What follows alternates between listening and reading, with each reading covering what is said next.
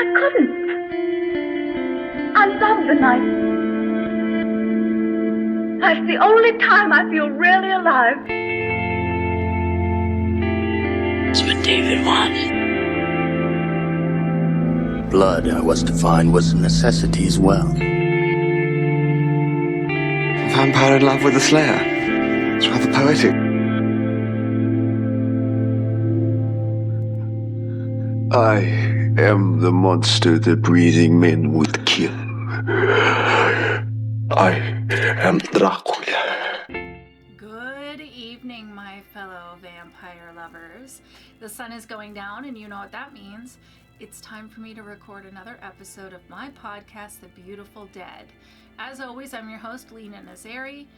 Easiest thing to do is to go to Instagram and follow me at The Beautiful Dead Podcast. That's where I'm the most active. You can interact with me the fastest on there. If you have reached out to me, whether it's email, that's lena@lenanazeri.com, over my website, social media.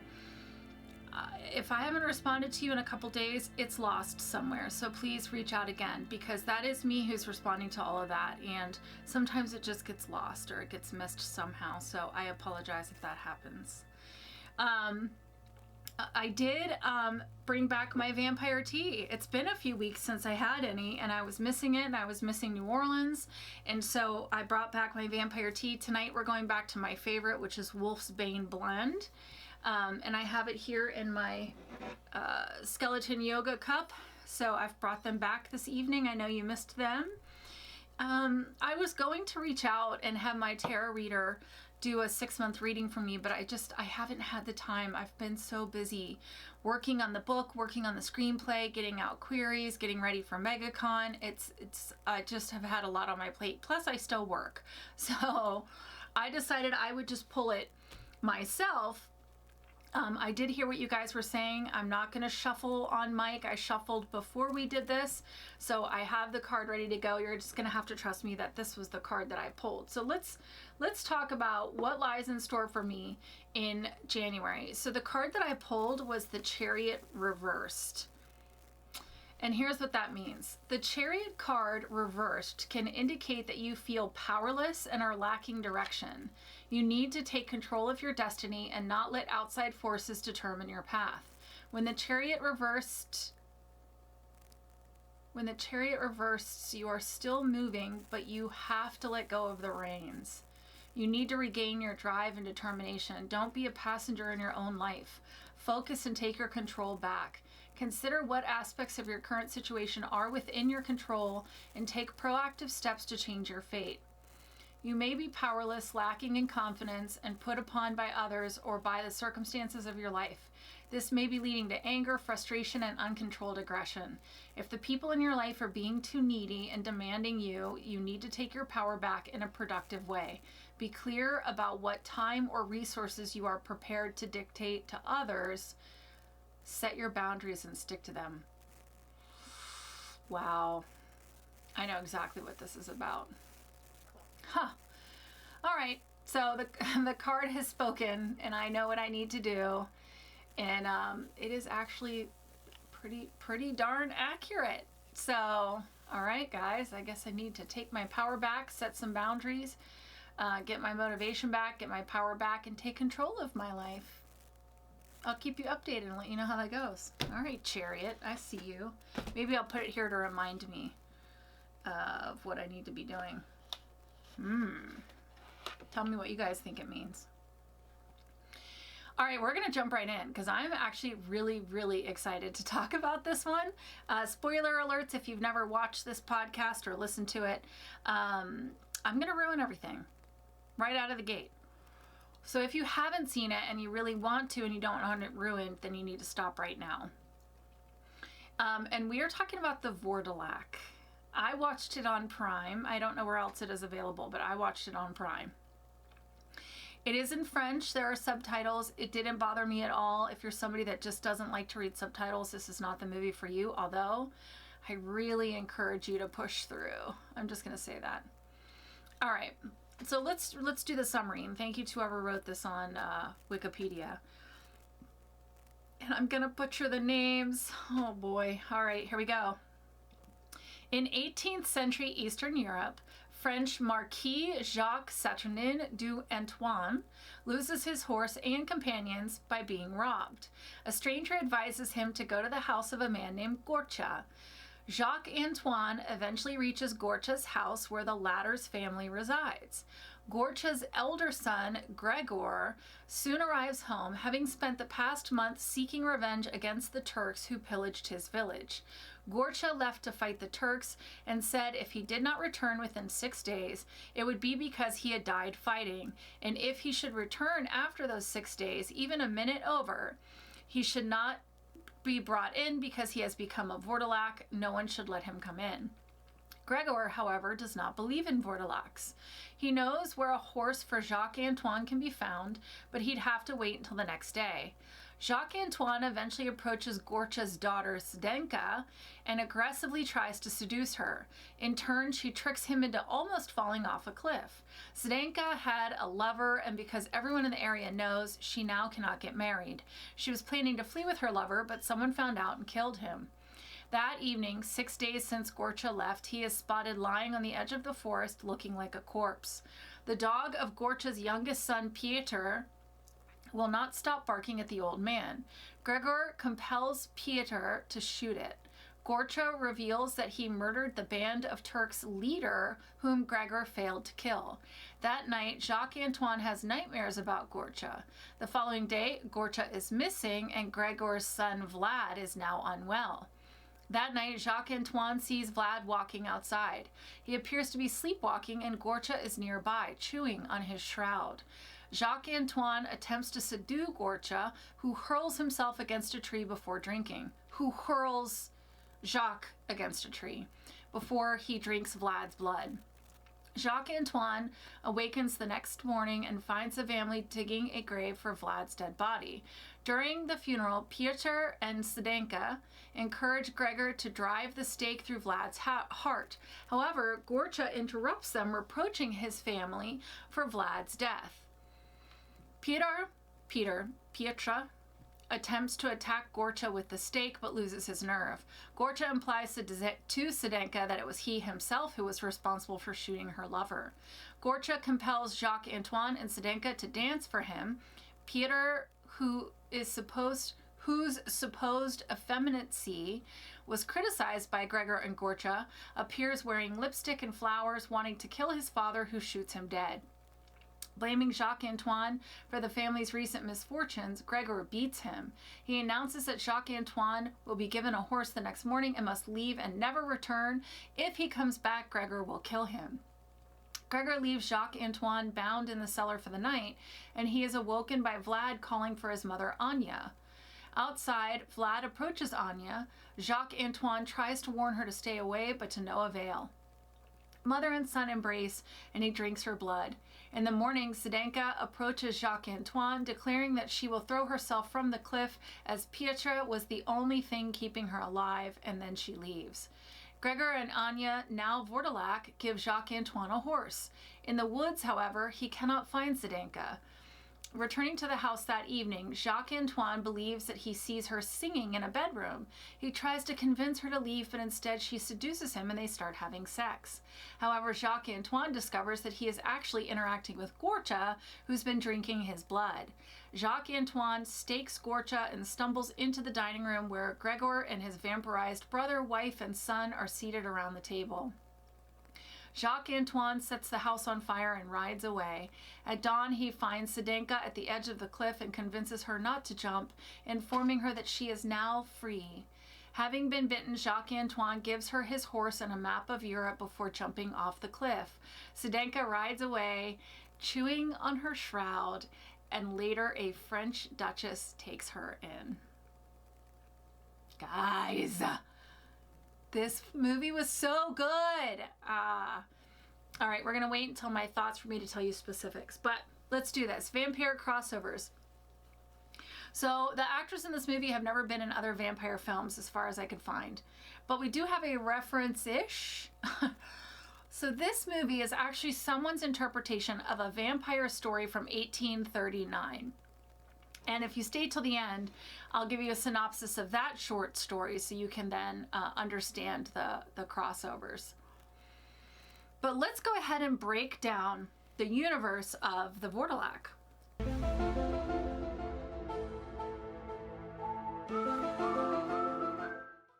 All right. This movie is set in Eastern Europe. So let's talk about the relationship to the humans. The locals, of course, are of one of two schools. This is Eastern Europe, 18th century, I think it was. Is it 18th? Yeah, 18th century. So either, yes, they believe vampires are real, lock your doors at night, don't trust anybody, or they think there is no such thing as vampires, and if you believe in it, then you are silly and stupid. But all of the humans in this area know the stories. They know of the Vourdalaks. It's just, do you believe it or do you not? Relationship to animals. So like I said, he makes his son shoot the dog as soon as he gets home.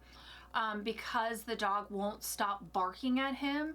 So I think it's safe to say that dogs, at the very least, do not get along with vampires in this world. That is the way I took it, that the dog knew that that father was now a vampire.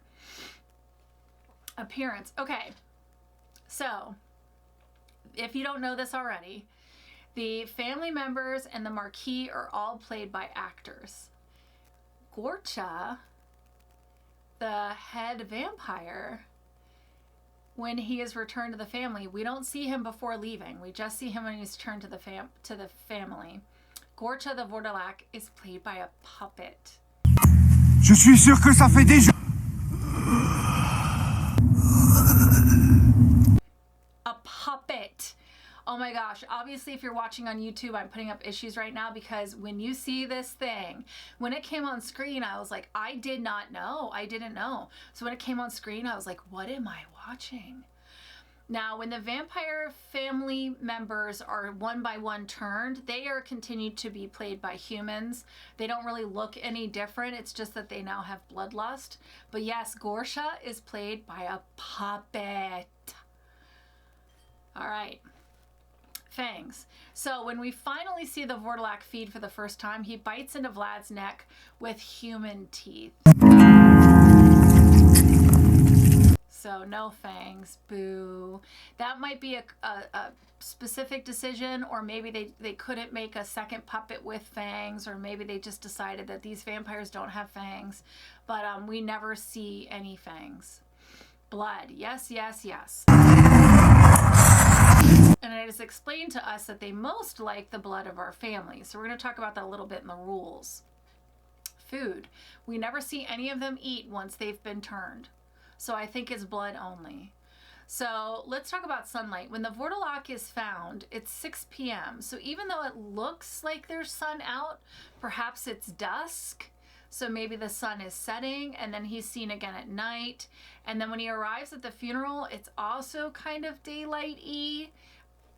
But then it turns dark pretty quickly. So again, I'm thinking it's dusk. So I'm thinking he like went out and hid in the forest, like in a cave or something, and then came back at dusk.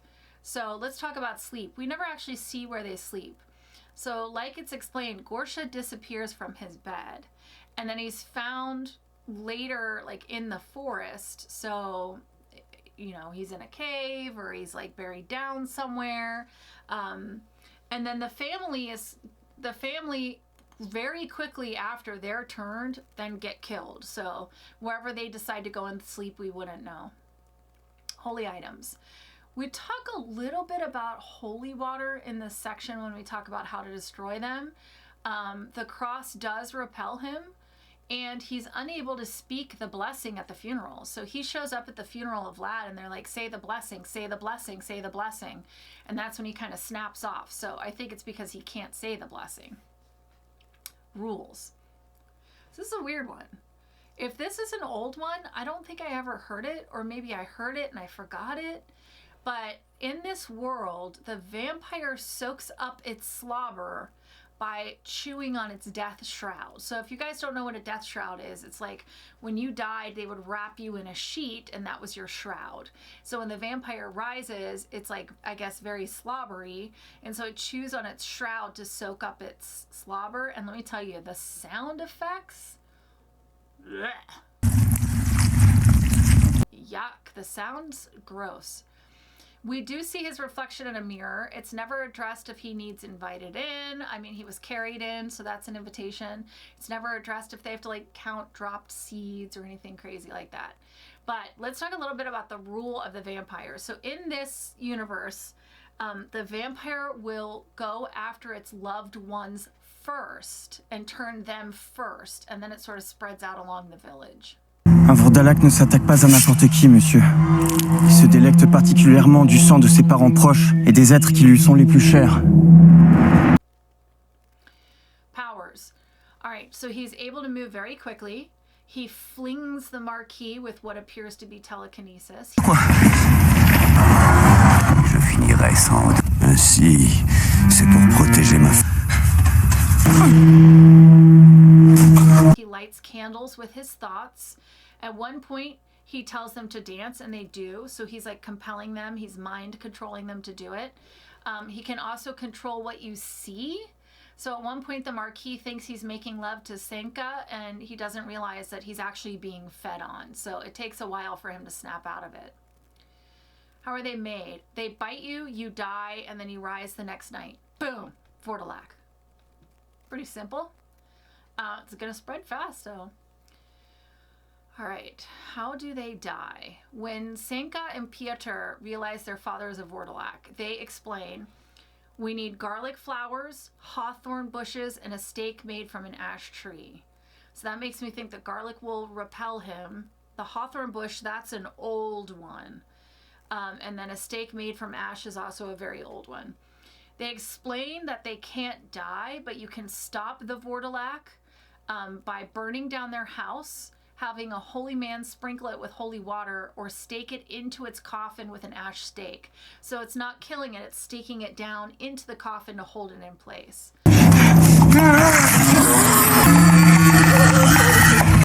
But if you do all these things, then you stop the Vourdalaks. Heartbeat or breathing. This is never discussed, but I would bet that they have neither one of those, because like Vlad is buried.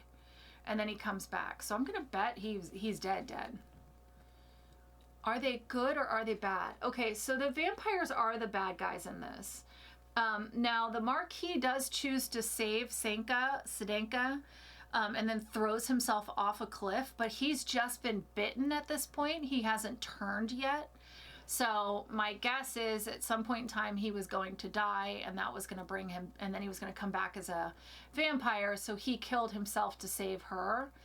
But then she turned, and it's implied that she now goes off and starts all over again with another family and will eventually just wipe out the village. So they're all bad guys.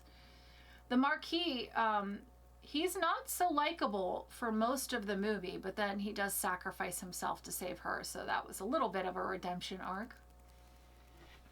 All right. Tropes I love. I don't know if I've ever mentioned this, but I love a stranger in a strange land trope. In this case, it's a French nobleman who's in the wilds of Eastern Europe, but it really adds to the story when you're not just facing danger, but you're doing it in a place where you don't know these people, you don't know the customs, you don't know the language. I think that that's very, very overwhelming and a scary situation to be in. So it's bad enough to find yourself in a horror movie scenario, but to do it surrounded by things that are completely unfamiliar to you just makes it so much scarier. I also like the trope of the vampire wiping out those that are closest to him first. That is a very old belief, and I don't think it gets used enough. You hear it in a lot of like the Eastern European stories, you know, the vampire will always go after their loved ones first. So I always love that trope, and I don't think it gets used enough. You guys know this, tropes I hate. I don't like vampires without fangs, and I don't like one bite is all it takes. I just don't. I want my vampires to have fangs, I want them to be in the darkness, and I want a classic embrace. I mean, like, what a bummer if everyone you bite turns into a vampire. That is a lot of cleanup. But then if you're 100% bad guy, you really don't care. You don't care. But eventually we're going to get in a Daybreaker situation where everybody's vampires and now you have no food source, so... I like a good old embrace. Good, sexy, romantic embrace. All right, let's do it. Let's do the ratings. How scary or evil are the vampires of Vourdalak? The vampires do not care at all. They rise, they go after their own families, they go after children. We find out that whole villages have been wiped out by a single Vourdalak. They appear to be bound by the sun, but they are very, very hard to destroy. That's the thing you have to keep in mind, is they're hard to keep down. Staking them only holds them in place. You have to light everything on fire to finally wipe them out.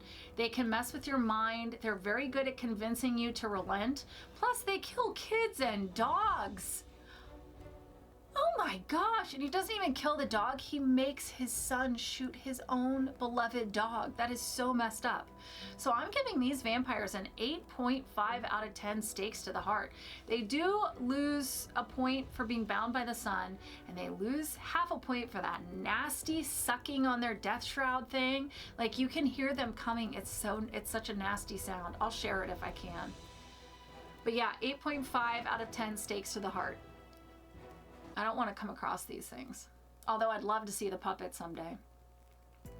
How sexy or alluring are the vampires of the Vourdalak? So they get their honorary vamp point, gotta keep it fair, and they get one because they can mind control you into having sex with them while you feed on them.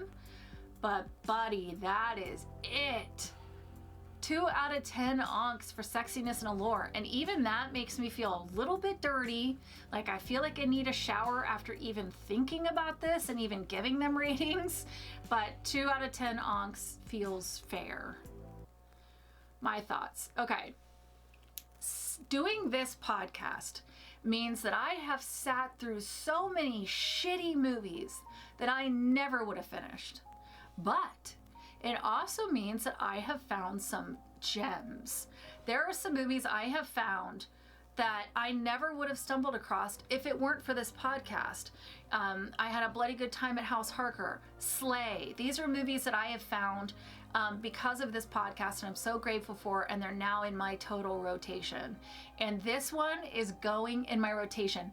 I am gonna make so many people watch this movie. And I pulled it up because there was some actor in a recent vampire movie. I thought it was Dan Stevens from Abigail, but somebody in a recent vampire film was asked, what's your 5 favorite vampire films? And they said The Vourdalak, which is why I put it on my watch list, and I wish I could remember who it was, but I am always looking for stuff that's different. I know that taking chances doesn't always work out, but sometimes it is new and it is clever. And let me tell you, using a puppet for Gorsha was so unnerving. And I'm so glad I didn't know it before I watched this movie, because I got the shock that they probably wanted you to get. This movie is like if Jim Henson did a dark vampire comedy that was set in the 1800s. But it was even beyond that. I mean, it just was, the vampire lore is so well thought out. It's so solid. The setting is very simple, but very effective. The acting was incredible. There's singing, there's dancing. It was so weird in such a wonderful way. I absolutely loved it. It was a diamond in the rough. People get asked, I get asked all the time, like, what is something interesting? What's not the usual vampire film? This is one of the ones that I'm going to start telling them to watch, by far. I have a few movies that I tell, like, every time I do a panel, I get asked, what is a little known vampire movie that you recommend? And there's a handful that I recommend, and this is going to go in that handful. So bravo to the Vourdalak. I will absolutely be watching it again. I'm trying to force my kids to watch it, but one of them has like a fear of puppets, so I don't think I'll make them do that. But man, I loved it. All right, so next week we are going to talk about one that I did not love as much. It's been on my watch list for a while. It is available on Prime or Tubi if you want to watch it before we talk about it. It's free. So if you want to watch it just to know what I'm talking about in a week, it's called Kiss of the Damned. But and it has Milo Ventimiglia in it, and that's probably the only person you're going to recognize. But it's called Kiss of the Damned. Certainly go check it out so that we can talk about it next week. But if you want to skip that one and just hear me talk about it, that's a good decision. So I took one for the team on this one. All right, gang, stay tuned if you want to know a little bit about the short story that this movie was based on. If not, if you're leaving, that's totally fine. I wish you wicked hugs and bloody kisses. Let me know in the comments down below if you've seen the Vourdalak, if you decided to stay and listen to the little short story that it's based on. We actually talk about this short story in the episode I did with Mark Wisnowski, the vampire professor from Pitt, which I'll pin in the YouTube video right now. We talk about it, but I'm going to now talk about it again if you want to stay and listen. If not, bye. And big finish. Thank you. Okay, to everybody who decided to stay, good for you. You're the real vampire fans. You like a little history, you like to expand your knowledge, and I love that. I mentioned this one in my Vampire Iceberg very quickly, and we talked a little bit about it with Mark Wisnowski.